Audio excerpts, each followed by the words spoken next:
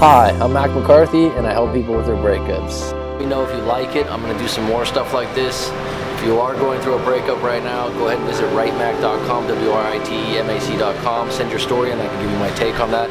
Otherwise, have a good one. And I'm doing something new here. I'm on location in Thailand, in Phuket. I'm on the beach right now, and I got an important video today, important topic. I've talked about it before on a few different levels, but I want to unpack it again and give you some stories that are examples in my own life of playing not to lose. This is my little mic here. I recently had a coaching session today, and this client of mine really wants to be friends with his ex again. But he doesn't want to be friends with his ex because he wants to be friends. He wants to be friends because he doesn't want to lose the ex. And that's a problem because you're playing not to lose. What does it mean to play not to lose? Think about that for a minute. You always want to play to win. Is that true in your life? So, I wrote something here and I just want to get it out. Being friends with someone after a breakup is playing not to lose. Especially if you really want them back. If it's some covert, hopeful way you can still stay in their heart, it's just going to downgrade you and eat bits of your confidence like rats on a cheese log. Have some dignity, have some gusto, and have some goddamn pride. You're not going to win them back. You're going to get to the point where you play to win. So what do I mean by that, to play to win? You can be friends with your ex if that's what you really want, and you're at a point where you look at your ex as a friend. If you're doing it because somehow you believe down the road it'll give you more of an opportunity to get back together, that's playing not to lose. Can it work? Yeah, at a small percentage rate, most likely. So, I talked about this story on my channel before, but I'd like to talk about it again because it's very relative to this situation. My first serious breakup was actually not with a woman. It actually was with basketball. And I was about 12, 13 years old. I was a freshman in high school. I was trying out for the basketball team. I was already basically past a first cut and practicing with the team. I thought I was on the team. I had played 3 years of basketball the year before, started on a very good team in middle school, and so on and so on. Obviously, I wasn't going to be fucking Michael Jordan, okay? But the reality is, I was good enough to make the freshman team, or so I thought. Or so did my friends and some of the people on the team. Cut a long story short, I got cut. And it fucking cut me. That was the equivalent of a breakup for me. I felt like my wings had been clipped. And again, I didn't think I was Michael Jordan. I didn't think I was going to start. I didn't think I was going to be the best player on the team. But I thought I was good enough to make the team. And what I did after is what I want to talk about. This is embarrassing. Not anymore, but at the time. So at the time, I was a little bit shocked. I was a little bit upset. I was a little bit hurt. Actually, I was a lot hurt, a lot upset, and a lot shocked. Just like most of you are in your fucking breakup. And so I go, okay, knee-jerk reaction. They needed a scorekeeper. So I'm like, oh, I can practice with the team. The coach said, yeah, if you want to do that, it's fine. You'll stay in athletics and this and that. So I thought this will make me more connected with the team, and I can practice with them. But reality was, it made me feel worse. It made me feel like I've been demoted. And it was the wrong move. It was a wrong move in a big way, and I knew it right away. And not only that, included in the scorekeeping duties was getting water. I became the water boy. And this was a good experience because it was humbling. Years prior, I was playing on the team. I was a starter.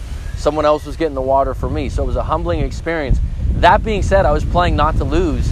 And what it did is it ate bits of my confidence away from trying out for the team again, because the scorekeeper and the guy that gets your water, you don't look at him as, oh, this guy's going to be on the team next year. And what I should have done if I was playing to fucking win, I should have worked on my game. I should have practiced every day. I should have talked to some of the good players on the team and said, hey, what do you think I need to do to improve my game? Yeah, I went back to the coach. He didn't seem really interested in telling me what to do. That being said, it's one of the few things I look back on and I kind of regret, because I don't have a lot of regrets. like, damn, I should have worked harder. Not because I would have been some kind of great player, but because I was playing not to lose, and it really hurt my confidence that year to go from a starter to getting the water for people. And I think the reason why I shared that with you is because people can relate to the fact of times when you played not to lose. So, you want to hear some times when I played to win? I had this job when I was about 18. I worked at a sporting goods store. It was a cool job because I like sporting goods. I like athletic shoes. I liked being in that job. The job paid shit. It was about $6.25 an hour. That shows you how old I was 20 years ago. I think that was above minimum wage. But I liked the atmosphere, and I liked my manager. He treated me really, really well. And it was kickback. It was laid back. So that was one of the reasons why I was okay with the job. We got a new manager. The new manager was tough. The new manager immediately was on my ass to do more, be more, and clean more, which is something that wasn't in the resume before. So I was basically told that I needed to sweep the whole back room. Now, some people go, well, why wouldn't you do that? Well, for a year and a half, I never had to do that before. And I had worked at that sporting goods store for, I think, a year and a half. So I had some seniority.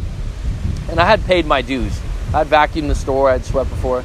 This new manager just wanted to come in and show you who was the boss, and that you're going to do what I say. And you know what I did? I played to win. I walked out at lunch. Someone might go, oh, you walked out on your job? That's not good. No, it was absolutely good. It was in the moment. I'm like, I'm not going to sweep the back up. I'm not going to explain myself. I already know I don't like this manager, and this manager's going to be all over my ass, and I'm not going to start over after a year and a half in here and whatnot. I walked out, and the good part is I played to win, because about 2 weeks later, 3 weeks later, I got a better job that paid more, that I liked more, and I went straight to the top at that job. And it only happened because I played to win in that situation. Next topic. So while I was in college, I worked these retail jobs that were in sales, right? Like I said, selling shoes, which doesn't sound very wonderful or great or prestigious, but it paid my bills. And I was someone that actually I was paying my rent. I was paying all my own bills. So it wasn't like I had a scholarship. I didn't have extra money. I didn't get student loans when I was going to college. So I paid my own way, and it helped. That being said, I realized if I'm going to do sales, I'm pretty good at sales. What's the highest level of sales? It's the same job. It's real estate. It's selling homes, right? So I had a relative of mine was selling their house, and this real estate agent came in, and I thought to myself, wow, this lady's not very professional. I could do a better job than this. Now, playing not to lose would be like, oh, well, I'm just comfortable at my sales job, this, that, and the other. And I thought to myself, instead of looking at this lady that's making a lot of money doing real estate, get your fucking real estate license, go out and be a real estate agent. So I went and did it, and it was the same job as selling shoes. It's sales. You learn the product, you learn what you're selling, you do your best to become an expert, you tell people what they need to know, right? And I think my first check in real estate, I think, was $9,000 from one sale. Now, I wasn't a superstar in real estate. That's for another maybe episode, another storyline. But I definitely made a lot more money than selling shoes. And it was the right move because I was playing to win, not to lose. Whenever you quit a job, you put yourself out on an island, you burn the ships, and you go, you know what? I'm going to get something better than this job. It's playing to win. So, I got one more for you, and it's the most definitive. Out of my breakup, which is where you're at right now if you're on my channel and you got this far in the video, out of my fucking breakup, I'm down, I'm out, I'm reassessing my whole life. I don't like being a real estate agent any longer. I knew I didn't really like it. It more than paid the bills. It was a comfortable, cool job, and it was the right move at the right time when I did it years prior. But I'd got to a point 4 years into it where I said, do I want to do this shit forever? Hell no. Do I want to be one of these people? I looked at my colleagues, I said, hell no. Now, that's not a knock on them, a knock on the job, it just wasn't for me. So I played to win. So when I was in my breakup and I'm treading water and I'm feeling shitty and I'm feeling bad and I'm looking at my life, I said, I've always wanted to be a teacher. Okay. I've always wanted to live on the beach. And I thought to myself, I started doing some research. I ran into some people. Someone told me about teaching overseas. I started researching some more, and I said, you know what? If I was going to go all in and I was going to go for something extraordinary as a teacher, why not teach abroad in a place like Thailand, where the movie The Beach was filmed with Leonardo DiCaprio, which was one of my favorite movies? Why not live on the beach, check it out for a year or two, and go all in and scrap this real estate job that you make pretty good money, that you're on your way to making more money, but the reality is the beach in Thailand seemed really appealing. And if you take a look right now, this is actually where I live 10 years later. And if you see that, this isn't an infomercial. This isn't like, hey man, do this, this, and this, and you'll get this. No, this was a decision I made over 10 years ago. I didn't know I'd be here 10 years later. I didn't know how much I'd love teaching, but I was playing to win, is my point. And if you're in a relationship and you break up with your ex and it's bad for you and you want them back, don't be friends. Not because you're bitter, not because you're hurt, because it's not what you want and you're playing not to lose. If you're going to play to win, you're in a breakup and you want that person back and they don't want you back, playing to win is betting on yourself. Playing to win is going, I need to learn a little bit more about relationships and attraction, and I need to find the holes in my armor. If that's working out more, if that's getting in better shape, do it. If that's finding the job that makes you happier, do it. But play to win. Because I'll tell you what, that move that I made at that time to live here has been a crucial turning point in my life. And it's all because I played to win. I didn't settle, and I didn't decide, oh, maybe me and my ex can stay friends. Maybe I have a chance down the road. I said, you know what? That's probably not going to work out. If it does, I'm not going to wait around. Play to win. And put in the comments down below, think about your life, the times you played not to lose and the times you played to win. And let me know the top times that they worked out. And even when you play to win and it doesn't work, like when I went into real estate, it still worked because it's something I wanted to do, I wanted to try, and it was an improvement from my past job. I'll leave you with this. It's a little bit cloudy right now, but it's still a beautiful beach.